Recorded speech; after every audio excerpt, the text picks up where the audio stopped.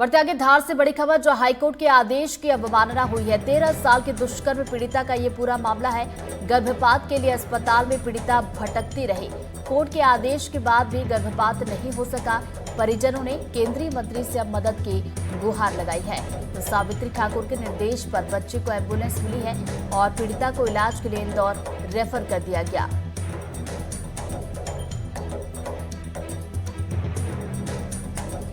तो धार से ये बड़ी खबर आप तक पहुंचा रहे। हाईकोर्ट की तरफ से आदेश दिया गया था, लेकिन उस आदेश की अवमानना यहां पर की गई। 13 साल के दुष्कर्म पीड़िता का पूरा मामला है। गर्भपात के लिए अस्पताल में ये पीड़िता भटकती रही। कोर्ट ने आदेश दिया था, लेकिन उसके बावजूद गर्भपात नहीं हुआ। आदमी आया और सभी वहाँ के एक लड़की को लेके कि उसको गर्भपात कराना था। हाईकोर्ट के निर्देश थे। तुरंत मेरे साथ डॉक्टर वगैरह सब साथ में थे, तो मैंने तुरंत उनको निर्देश दिया और सभी ने उस बात को सुना और तुरंत ही मैंने उसको अस्पताल के लिए रेफर के लिए उनसे निवेदन किया और तुरंत उसको एम्बुलेंस से इंदौर के लिए रेफर किया गया। धार जिले में विगत दिनों में एक नाबालिग बच्ची के साथ दुष्कर्म की घटना सामने आती है। दुष्कर्म के बाद जो है उसको न्यायालय की शरण लेना पड़ती है और न्यायालय के आदेश के बाद जो है अब अस्पताल में उसके इलाज के लिए जिला अस्पताल पहुंचाया जाता है। वहां पे परिजनों का आरोप लगता है कि उनकी कोई सुनवाई नहीं हो रही है। उसको लेकर के आज हमारे साथ में उनके अभिभाषक नवनीत जैन मौजूद हैं। हम उनसे जानने की कोशिश करेंगे क्या कुछ पूरा मामला है इशू। देखिए, मेरे पास ये मामला लगभग 15 से 20 दिन पहले आया था। धार न्यायालय में एक पीड़िता 13 से 14 वर्ष की थी और उसके साथ उसके पिता थे। परेशान हो रहे थे और उनसे बातचीत में पता लगा कि तिरला थाना क्षेत्र से राजगढ़ थाना क्षेत्र के बीच में दो तिरलाओं के बीच में कहीं पे उसका अपहरण हुआ था। कि बालिका बहुत छोटी है, इसलिए वो पूरी जानकारी स्पष्ट रूप से बता नहीं पा रही थी और अपहरण के बाद गुजरात ले जाकर उसका बलात्कार हुआ था। तो पीड़िता के पिता का चूंकि कहना था कि पुलिस हमारी मदद नहीं कर पा रही है, तो उनकी ओर से हमने एक निजी परिवाद व्यवस्था होती है भारतीय व्यवस्था कानून की, उससे परिवाद दाखिल करवाया मैंने। लेकिन एक और चीज़ पता चली कि पीड़िता उस घटना के कारण गर्भवती हो चुकी है और इसलिए माननीय उच्च न्यायालय खंडपीठ इंदौर में तत्काल वेकेशन के दौरान उसकी ओर से एक पिटीशन फाइल की गई, जिसमें हमने अनुमति मांगी कि पीड़िता की आयु को देखते हुए, उसके स्वास्थ्य को देखते हुए उसे सुरक्षित गर्भपात की अनुमति दी जाए।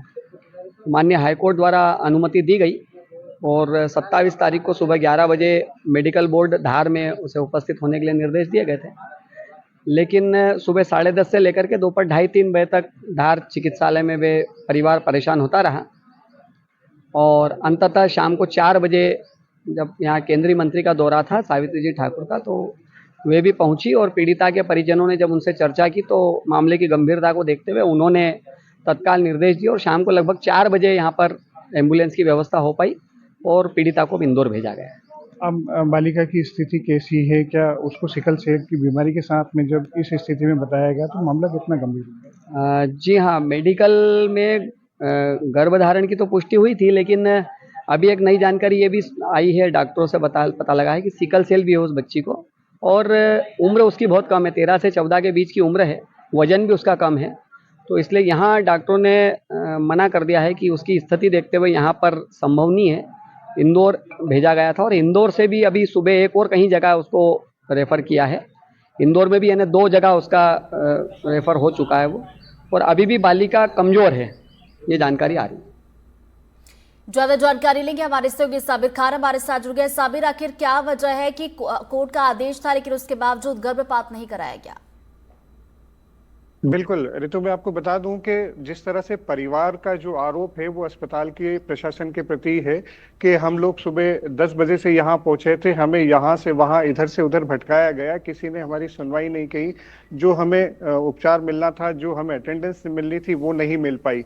वहीं इस मामले में जब सिविल सर्जन बर्मन से बात की गई तो उनका ये कहना था कि हमारे पास कोर्ट के आदेश आ चुके थे और हम लोग इसको संज्ञान में भी था। हमने जब पेशेंट यहाँ पे आया तो उसकी जो प्राथमिक जो जांच पड़ताल होती उसके लिए किया गया था, उसमें देरी जो हुई है उसी की वजह से हुई। लेकिन जब हमने इनकी फिजिकल कंडीशन चेक की तो पता लगा कि इन्हें सिकल सेल की भी प्रॉब्लम है। तो हमने अपने स्पेशलिस्ट डॉक्टरों की पैनल से जो है इनका चेकअप करवाया था, और उसी कारण से डिसीजन लेने में देरी हो रही थी कि इसका जो है ऑपरेट यहाँ हो सकता है या नहीं हो सकता। फिर इसी बीच में माननीय मंत्री महोदय का जो था वहाँ दौरा था। इस बीच पीड़ित परिवार जो है मंत्री जी के पास पहुंचा और उनसे गुहार लगाई कि हम लोग यहाँ भटक रहे हैं, गरीब परिवार है, हमें कहीं न्याय नहीं मिला। और अब यहाँ पे जब हम कोर्ट की शरण में गए थे, वहां से सुरक्षित गर्भपात के लिए आदेश किया गया, उसके बावजूद जो है यहाँ पे गर्भपात नहीं हो पा रहा। तो वही इस बात को सुनने के बाद मंत्री महोदय द्वारा जो है तुरंत सिविल सर्जन को निर्देश दिए कि अगर आप यहाँ पे इसका सुरक्षित गर्भपात नहीं कर सकते हैं तो इन्हें देखिए। तो उसके बाद जो है एक्सपर्ट की पैनल ने सजेशन दिया कि इन्हें इंदौर रेफर किया जाए, जिसके बाद एम्बुलेंस की व्यवस्था ताबड़तोड़ की गई और उसके बाद इंदौर रेफर किया गया। सबसे पहले एक हॉस्पिटल में वहां भेजा गया।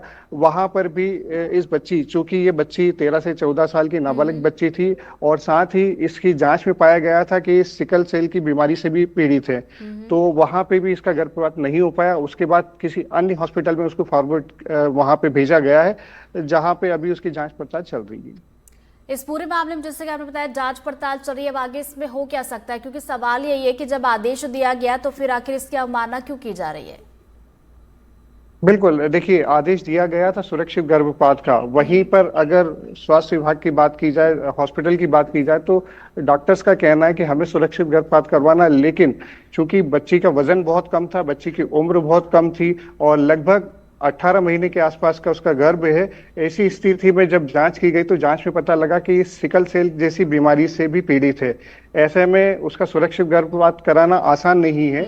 इसलिए एक्सपर्ट्स जो डॉक्टर्स हैं उन पैनल से जो बात करने के बाद इसे उच्च प्राथमिक जो चिकित्सा जहां पे उपलब्ध है, जैसे कि पास में इंदौर है, वहां के लिए रेफर किया गया है।